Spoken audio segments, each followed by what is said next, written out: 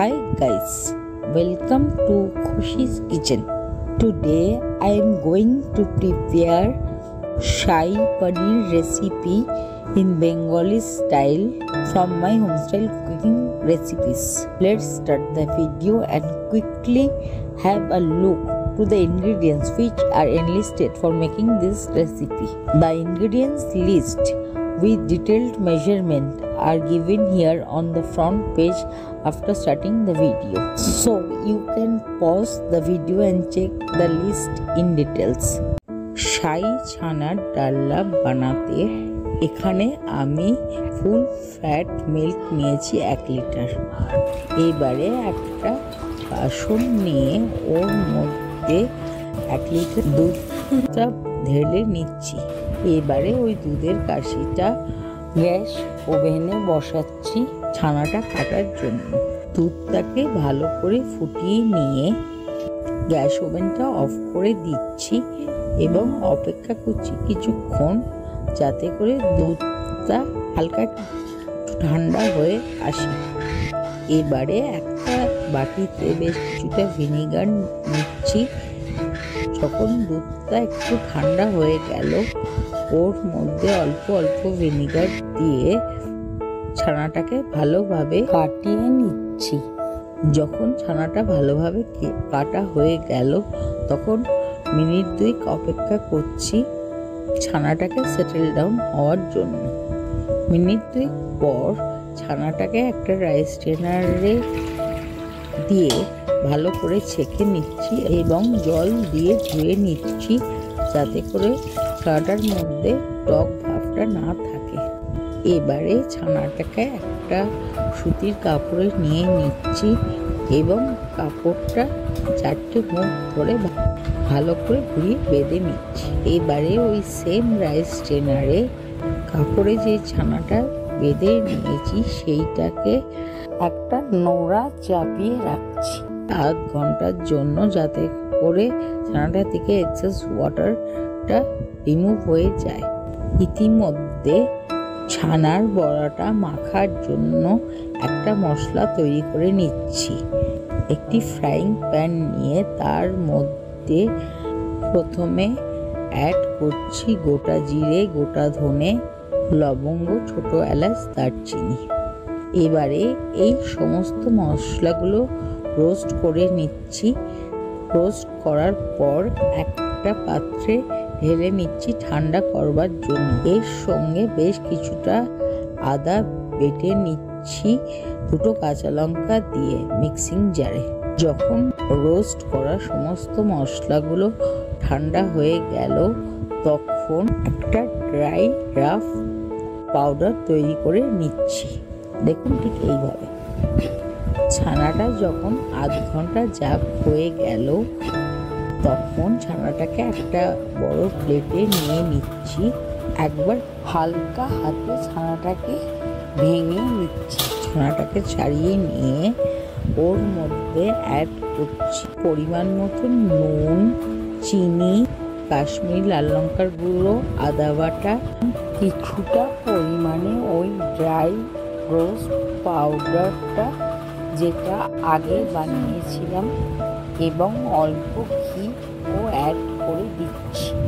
এবারে ওই ছানার সঙ্গে একটা আমুলিয়া দুধের প্যাকেটও অ্যাড করে দিচ্ছি এবং খুব ভালোভাবে ছানাটাকে হাত দিয়ে মিনিট 5 ধরে মেখে নিচ্ছি। এই মাখাটা ততক্ষণ দরকার যতক্ষণ না ছানাটা হাতে এরকম মুঠি করলে একটা বলের আকার নেয়। Last but not the least এখানে অ্যাড করছি অল্প বেকিং সোডা এবং 1.5 চা চামচ ময়দা লাইট বাইন্ডিংয়ের জন্য। এবারে দেখুন ছানার বলগুলো প্রথমে আমি লেচির মতো করে কেটে নিয়ে গোল গোল করে তারপরে চ্যাপটা করে নিচ্ছি। দেখুন ঠিক এইভাবে। এবারে ওই ছানার বলের বাসনটাকে ডিপ ফ্রিজারে রেখে দিচ্ছি মিনিট 5-এর জন্য। এই স্টেপটা এই জন্যই করার দরকার যাতে ছানার বলগুলি ভেঙে না যায় ভাজার সময়। এবারে একটা ফ্রাইং প্যান নিয়ে তার মধ্যে বেশ কিছুটা তেল অ্যাড করছি। এখানে তেলের টেম্পারেচারটা লো টু মিডিয়াম রেখে ছানার বড়াগুলো হালকা বাদামি করে ভেজে তুলে নিচ্ছি। দেখুন ঠিক এইভাবে। খাবার সোডা এবং ময়দাটা দেওয়ার জন্য ছানার বড়ার আউটার লেয়ারটা ক্রিস্পি হয়েছে এবং ভেতরটা একদম তুলতুলে সফট আছে। ওই সেম ওয়ে ফলো করে সব ছানার বড়াগুলো আমি ভেজে নিচ্ছি।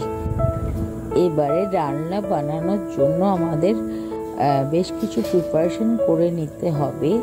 তার জন্য প্রথমে একটা পাত্র নিয়ে ওর মধ্যে পরিমাণ মতো নুন, হলুদ গুঁড়ো, লাল লঙ্কার গুঁড়ো, কাশ্মীরি লাল লঙ্কার গুঁড়ো, জিরে গুঁড়ো এবং ধনে গুঁড়ো অ্যাড করছি এবং ওর সঙ্গে বেশ কিছুটা জল অ্যাড করে একটা মশলা পেস্ট বানিয়ে নিচ্ছি।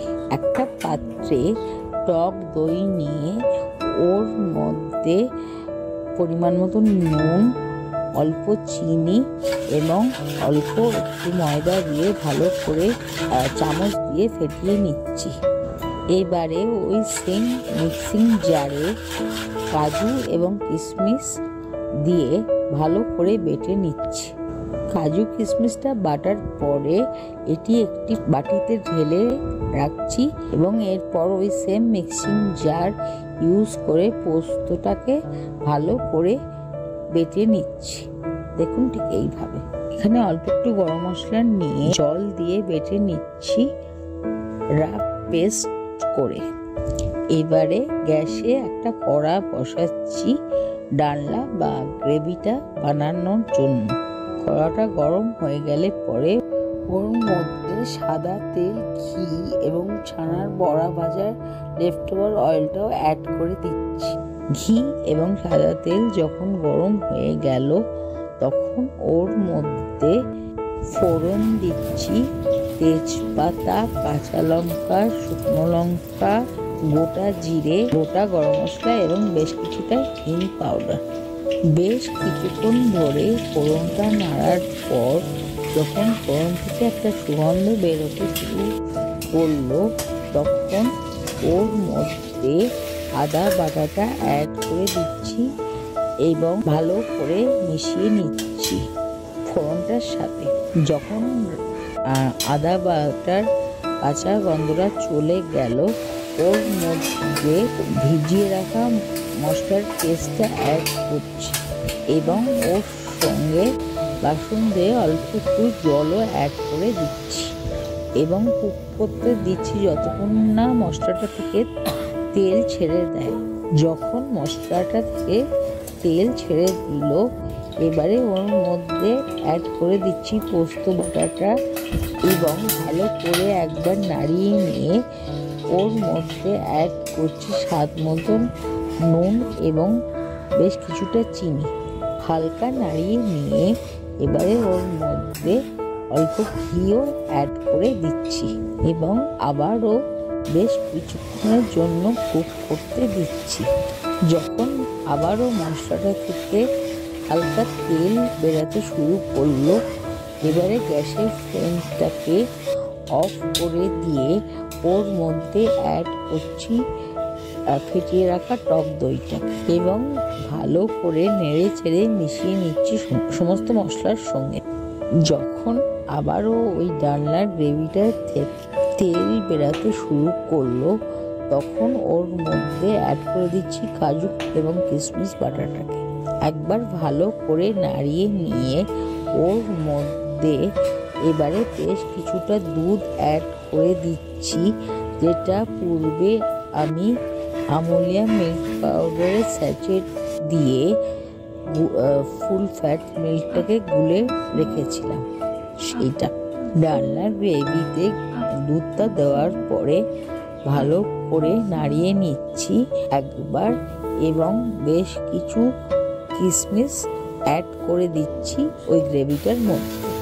যখন আবারও ডালনার গ্রেভিটা থেকে তেল বেরাতে শুরু করলো এখানে আমি বেশ কিছুটা জল অ্যাড করছি সমস্ত বেটে রাখা বাসনগুলো ধুয়ে এবং একবার নেড়ে মিশিয়ে নিচ্ছি ডালনার গ্রেভিটার সঙ্গে।